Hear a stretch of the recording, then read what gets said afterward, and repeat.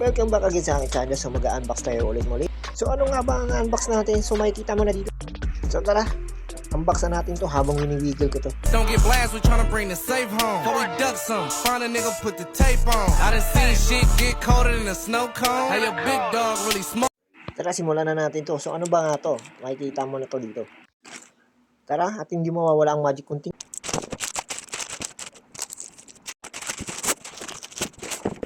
So ito ang tinatawag na SBD Electric Toy Gun. Toy Gun Blaster.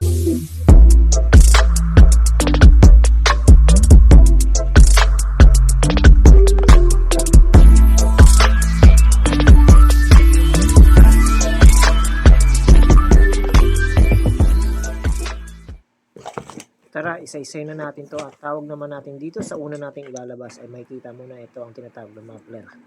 Muffler. Yan ang muffler. So ito naman ang tinatawag natin na telescope. So ito yung unahan ng SBD. Ito naman ang tripod. Magazine ng SBD. So ito ang magazine ng SBD.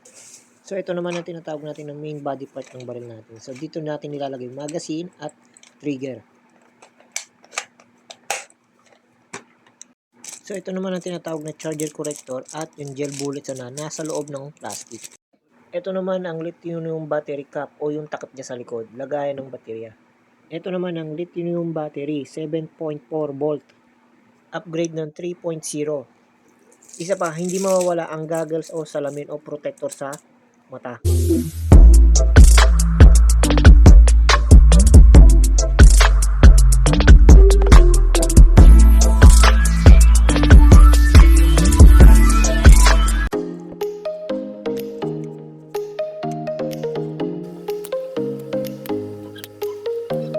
Lagyan na rin natin yung telescope. Ito na.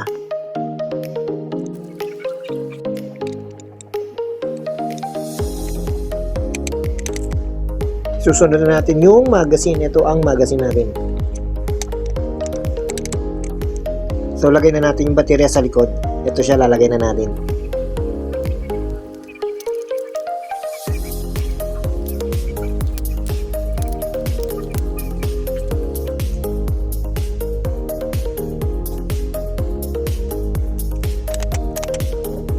At gel ball, no? Ilalabas na natin tong gel ball at talagay na natin to sa tubig. So, eto na, nakababad na siya to, guys. Ibabad lang natin yung 3 to 4 hours. So, halos pang display lang siya. So, okay na po siya. So, laruan ko lang yan. Hindi ko gagamitin sa tao yan. Yan. So, ito yung tinatawag kong USB charging lithium. Yan. So, pagka lobat na siya, 2 oras mo lang siyang i-charge, okay na po yan. So, tatanggalin mo siya, i-charge mo siya for 2 hours. So, ito guys, yan, 3 hours to 4 hours yan. Sa cold water yan, 3 to 4 hours bago maging ganito na siya. So, gel ball lang po siya. So, hindi siya talaga mismo pa yung nakabulitas o hard ball. So, water po yan. Water gel ball po yan, no? A few moments later. So, guys, subukan na natin to, guys.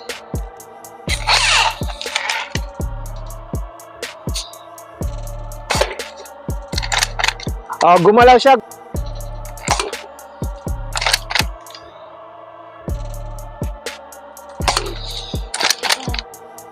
Layuan natin. Doon tayo sa maliit. Oh. Automatic mode. So, lalagay lang natin siya dito. So, nilagay na natin siya rito.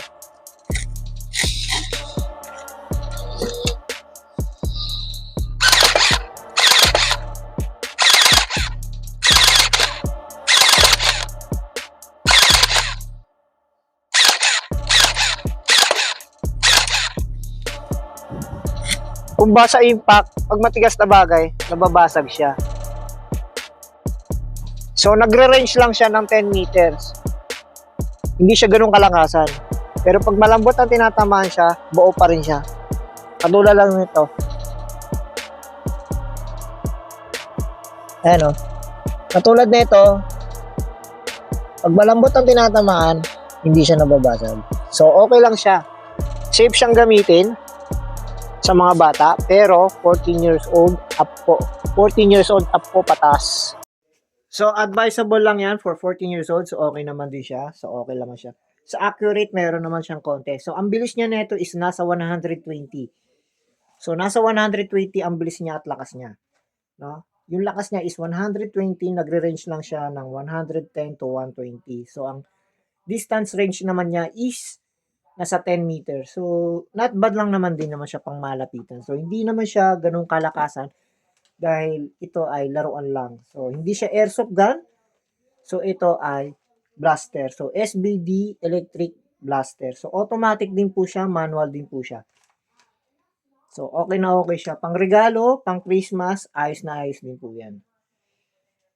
So, ito yung bagong kong content. Kinontent ko lang ngayon. So, nainganyo ako kasi dahil binili ko dahil ito ay para kahit paano may mga pang target shooting ko to. So, ito ay ginagamit lang po ito sa maayos. Panglaruan lang po. Hindi po pwede po itong gamitin kahit saan. So, for the safety, no? So, safety lang po. Sa 14 years old up, pababa, hindi po. So, mga may safety guidelines din po tayo dyan. Yan, lalong-lalo na sa battery. So, in-option lang to, 14 years old up.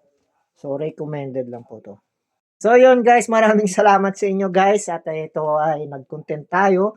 So, hinihiling to ng aking anak na mag-content daw ako. Sabi niya mag-vlog daw ako. Anak, isa to sa mga gusto mo. So, mag-vlog si Papa. So, salamat sa iyo sa suporta mo, anak. Ikaw lang number 1 din. Siyempre, kayo ni mama mo.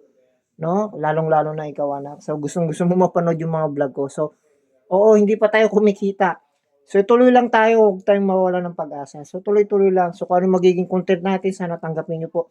At sana mapanood nyo rin po. No? So, sana supportan nyo din po ang aking channel. No? So, don't forget to like and subscribe sa aking channel. Dito sa YouTube. So, my name is JL Naka Vlog. Peace out.